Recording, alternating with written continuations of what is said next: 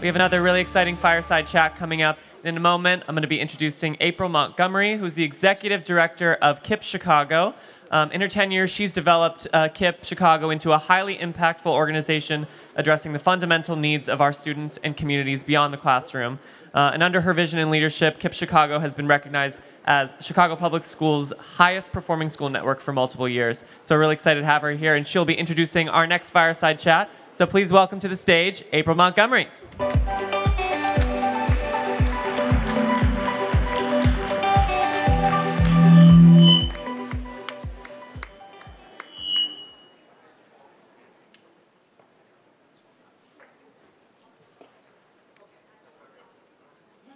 In an age of separation and division, I wanted to start with something I think we can all agree on, that every child has the right to sit on their front porch on a beautiful summer evening. In 2016, a 10-year-old at KIPP Chicago was sitting on his front porch and was struck by a stray bullet. My name is April Montgomery Goebel, and I'm the Executive Director of KIPP Chicago. I started with Tavon's story because it was my journey with Tavon and his mother that made me want to do more to center healing and love in our community. It was just 2 years before Tavon sat on his front porch that evening that I lost someone I loved dearly to an incredible act of violence that was broadcast across the world from Syria that became a viral video that quickly spread. It was from that moment forward that I wanted to do more. I saw trauma differently. I recognized that I had every access to resources at my fingertips to heal. I was an artist that was part of a community that used the arts to express our grief by creating a collaborative mural. I also had access to an excellent trauma therapist, and I had the love of a community of teachers and mentors who wrapped around me with love. In this photo, you'll see a very resilient Tavon 6 months later, feeling wrapped around a community of people who loved him. From that moment forward, I wanted to do more. I wanted to attract more resources like this. This is an image from our 2018 Afrofuturism show that allowed our children to express themselves and to reimagine a more liberated future. With a group of some of the country's most talented educators, we came together, and some of them are sitting right there. You should talk to them if you're interested in talking to great educators. We came together and we were freedom dreaming, and we created what we call our Whole Child Initiative. And thanks to Deborah Quazzo, I forgot to mention this installation is actually here at ASU+GSV. Our Whole Child Initiative begins to shift the purpose of schools to include the overall well-being of our entire school community. That includes everyone from our parents, making sure they have access to quality food. This spring, we're creating our first official food pantry with the support of A Better Chicago. And now with this partnership with Stedman Graham, some of our parents are having direct access to him to be able to explore their own unique identity leadership journey. I can say this, every time I've sat through one of Stedman's sessions, I felt hope for the first time. So it is a huge gift to have Stedman partnering with us. I'm excited to have him here to share his journey and his thoughts. So please join me in welcoming our fearless leader of our Whole Child Initiative, Jennifer Hodges and Mr. Stedman Graham.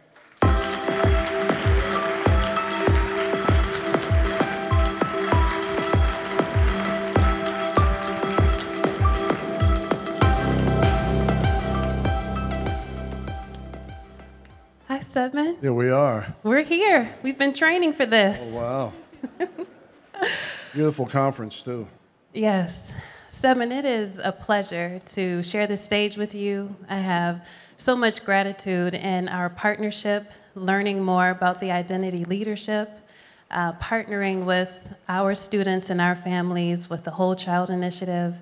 I will say that from a personal perspective, it's been great just to see how generous you are with your time, how sincere you are, and how you believe in supporting parents and overall the community, improving the community overall. While I get to sit close with you and work closely with you, I would love for us to talk through more of your career journey and what some of your passions and your purpose has been throughout your career for our audience today. Yeah, it's been a very long journey. I grew up in a little small town called Whitesboro, New Jersey. I grew up in a family with 2 special need brothers.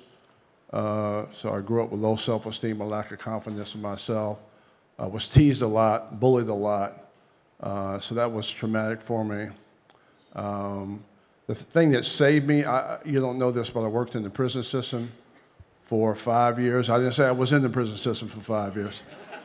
Worked in the prison system for 5 years, but there's no question I would have been a prisoner in that system with all the rage and anger that I had.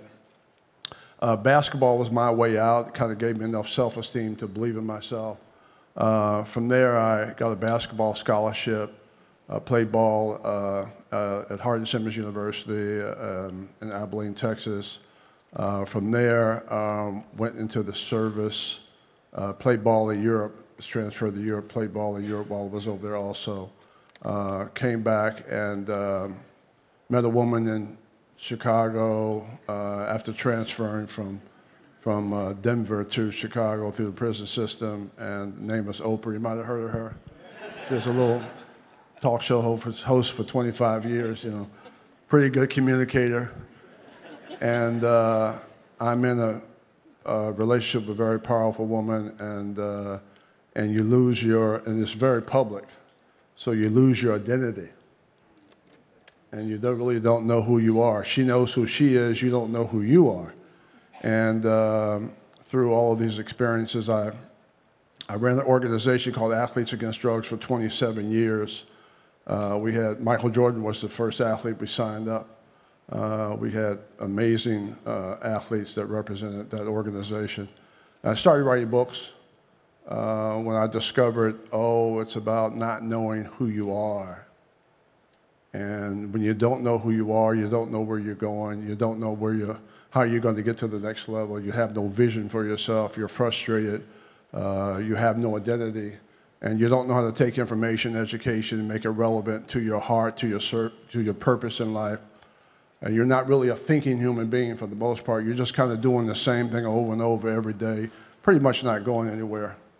And so when I realized that you could take information, education, and make it relevant to who you are as a person, my whole life changed. So that's a little bit about the journey. So what I heard is that you're an entrepreneur, an accomplished author, philanthropist, and you've done work in the prison system to help those who wish to create higher self-efficacy overall. Can you share more of what is identity leadership and what motivated you to write Identity Leadership? Yeah, my latest book is Identity Leadership. I love this book. It's based on the philosophy that you can't lead anybody else until you first lead yourself.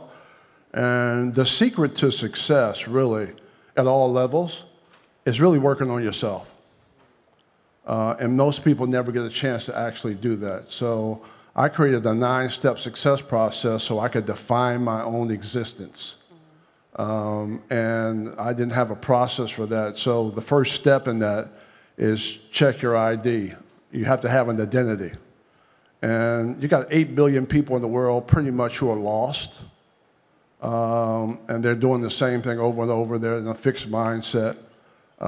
It's hard for them to move to a growth mindset because they don't understand their talents, their abilities, their skills, what they love and what they care about. So the first step in that 9-step success process in identity leadership is you have to know who you are. You have to have an identity. And it's based on the most powerful word in the world, which is love. So love organizes your life. It allows you to take information and education and apply it to everything that you love in your life so you can self-actualize your potential. And there's only 2 choices in life. It's either negative or positive. And working in the prison system, you know, that's a negative mindset. And you're in the prison because of that. And so your transformation is always love. So that's the first step. Second step is you have to create your vision. You kind of have to know who you can become. I could care less about who you are. I know who you are. You're pretty much stuck. But who can you become based on, especially us, living in the greatest country in the world and having access now to technology as a way to download content and make that relevant to anywhere in the world based on your dreams and aspirations. Third step is you got to have a plan. You got to be able to organize yourself. Fourth step is you got to have a value system. Fifth step is you have to be able to overcome your barriers, step into the outer limits, overcome your fears. Sixth step is power the seasons of change. You have the internal capacity to deal with change, especially today with the pandemic and economic changes and all of that. The seventh step is you have to have a team. You can't do it by yourself.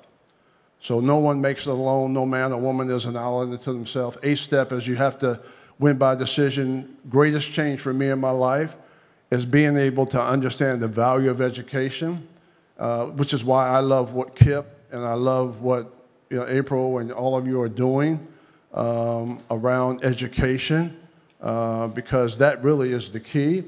And today you have to have an identity today to be relevant.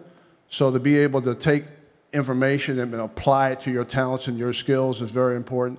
Last step is commit to your vision, which is to create a whole lifestyle around you and understand that you have the whole global marketplace as a way to download content and make that relevant to your empowerment in the 24 hours that you have every single day, which is what makes you equal. Everybody has 24 hours. The question is, what do you do with that time?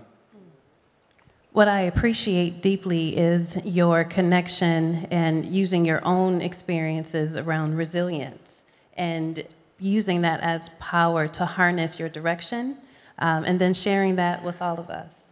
One part I'd like to read from your book, you quote Abraham Maslow, and the quote is, "A musician must make music, an artist must paint, a poet must write, if he is ultimately to be at peace with himself." You then go on to say, "We are born with innate desires and abilities that bring us fulfillment as we develop them. What a man can be, he must be." This is what we call self-actualization. When I think about my work within Whole Child, we think about self-actualization in some ways as having an age limit, right? But actually it starts, the best way for it to be effective is for it to start as early as possible. So at KIPP Chicago, we're really proud that we've adopted the 1619 curriculum for our students so that they can understand their contributions to U.S. history, but then also have the opportunity to explore their identity overall through the educational system. So you have done a lot of work with educational organizations as well as personal and professional development for individuals. For the educators in the audience, given the political climate, not every institution is able to adopt the 1619 curriculum or other curriculum in similar form. How can our educational leaders create an environment that will foster their students' journey in becoming identity leaders? Well, number one, I don't know how you make it today without knowing who you are. I think the system is not even set up and designed for you to self-empower yourself or self-actualize your potential. It's pretty much a system that doesn't allow you really to work on yourself. And so I just happened to discover this curriculum, and I've been working in the schools a long time to create a process for people to understand their empowerment and to be able to train teachers and train parents and also train students to teach them how to organize themselves around the information that's available to them. Now, since we are in the information age, we have access to that through our technology, and we can create whatever we want. But what is the process for that? So if the teachers get that, they understand how to empower themselves based on their profession, their passion. The parents, again, my focus and our focus is with KIPP in Chicago is to be able to teach parents how to create social economic development for themselves, not necessarily for Johnny or Susie or Billy, but to find out who they are so they understand the value of what they bring to the table and utilize that as a way to empower their own children and their own families. And so we also try to turn the learning system around. Right now, the learning system teaches us how to memorize, take tests, repeat the information back, get a label with grade. 2 weeks later, we forget the information. So if you're doing the same thing over and over every single day, which is nothing, for the most part. You got 8 billion people doing that. They're not thinking, they're not turning on the brain, they're just kind of going through the motions. Everything you learn, you forget, for the most part. Nothing from nothing is nothing. And so you got to be able to fill that void with, how do I organize what I love, what I care about, what my talents are, what my skills are, and then be able to apply information to that so you can develop a process for continuous improvement and then make that relevant to your work, to your career path, and to the world that you live in every single day. So unless you change that learning system around, you'll pretty much be a follower for the rest of your life. So what I would love to kind of dig deep on is something you said about expectations and labels, right? So we share in the belief that parents should live a life of choice just as our students should. However, being a parent, a professional, an educator, whatever label, there comes these external societal beliefs of how we should operate.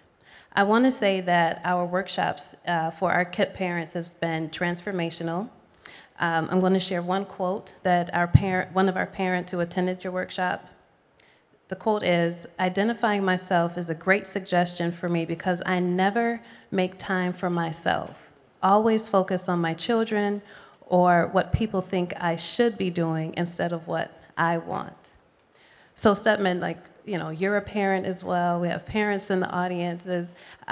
My question is, in your book, Identity Leadership, you talk about the labels that exist for all of us. How does being an identity leader help KIPP Chicago parents overcome societal labels, but parents overall? Yeah, we want to drop the labels. So you got all kinds of labels. You got religious labels. You're being defined by, when you don't know who you are, you're defined by sometimes your race. You're defined by your house, your car, your money, your title, your job. You're defined by your religion. You're defined by your gender. Women are told you can't make it because it's a man's world.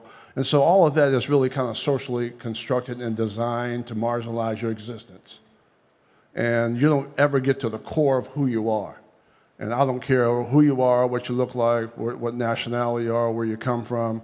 Your ability to get to the core and organize information around your skills and your talents and your abilities, and to be able to write down everything you love and then self-actualize that and empower yourself based on what makes you happy, to me is the essence of engagement and living and development and building and creating and designing and organizing, and it actually is tied to your social economic development. So unless you're working on that, how would you ever be able to organize anything if you're focusing on the historical framework of where you came from, what your parents taught you? Parents did the best they could based on it, knew what they knew. If they'd have known better, they'd have done better. So you got to be able to break that historical baggage and move to the 21st century, which is where we have to go with our students for them to be competitive in the marketplace today. So again, knowing that I don't have to worry about all the external labels, that the most important work is internal development, and internal leads to external opportunity. Thank you for that. So I've read your book, and what resonates, one of the quotes that resonates is, "The world will define you if you don't define yourself." And what that meant for me in some ways is that we spend a lot of time asking for permission to be ourselves, or asking for permission from strangers who know nothing of us, and we're judging ourselves according to individuals' expectations when we, in truth, are the experts of ourselves. And so I deeply appreciate, and that deeply resonated with me. So to your point about 21st century, I think we're at an ed tech conference overall, and so it's not a very intuitive connection between, say, identity and self-actualization and data or digital empowerment. So my question is, in other settings, you've spoken about digital empowerment. Stedman, what is digital empowerment, and how might it interplay with identity leadership? Well, the beautiful thing about where we are today, you couldn't have a better opportunity than today wow, to exist. You know, I know we have a lot of issues going on, but man, you got access to this technology as a way to download and communicate messages and content anywhere in the world. And anybody can do it. You can create products and programs and services, and you can have your own website, and you can create your own distribution network, and you can be competitive with people. You can reach people all over the world and be competitive with almost anyone based on your thoughts, your ideas, and your imagination, your innovation, your creativity. That's unheard of. So, and anybody can do it. So to be able to understand how to do that at an early age, if we're talking about early childhood development, to be able to focus on what's authentic, what's natural for you, and to have parents really support that, and to be able to have access to technology, which these young people are really, you know, they're using very well, they know it very well, and then to be able to take social media and all the external things that really try to control you and eliminate those things that are not relevant to really who you are and what you should be doing, and then to organize that, compartmentalize it, segment it, and build a platform for yourself that, you know, represents your expression. That's about as close to freedom as I know. So I just think that you couldn't have a better opportunity than today to be a part of this new revolutionary program and process that's happening. So would you say freedom and revolution is essentially the impact you wish to see in society? Well, I think that, like I said, the kids are smart, Yeah. you know, and y'all do a fantastic job of really educating these young people to be able to add that and supplement that to their existing education. To me, it's just, if we can tweak that and not take anything away, because you got to have the other, it's just something that we have to add to the existing system already in place. Stedman, we have 1 minute to go. So in closing, I would love to know, what is one thing you would like all of us to walk away with? Well, the one thing I'd like all of us to walk away with, and I kind of have this as a mantra for identity leadership, is just very simple. Just work on yourself every day. You know, if you just work on you and you be the best you, man, people are watching you every single day. Your family's watching you. People in your workforce development areas watching you. Your friends are watching you, and if you could be able to understand the value of information and education, how to apply that to your own development so that you could be the best person you could be based on your talents, abilities, and skills, you know, just work on yourself, be the best person you could possibly be. There's a poem by D.H. Lawrence that talks about dreams, and it says, all people dream, but not equally. Those who dream by night in the dusty recesses of their mind, they wake in the morning to find that it was vanity. But the dreamers of the day are dangerous people, for they dream their dreams with open eyes, and they make them come true. And that's what we need to do in education, is dream with open eyes and have the capacity to make all of our dreams come true that we could possibly think of. I love that, and cultivating the next generation of dreamers. All right. Well, Stedman, it's been a pleasure to share the stage with you and to learn so much more about identity leadership. Please join our workshop this evening. Check the app. Thank you all. Thank you so much.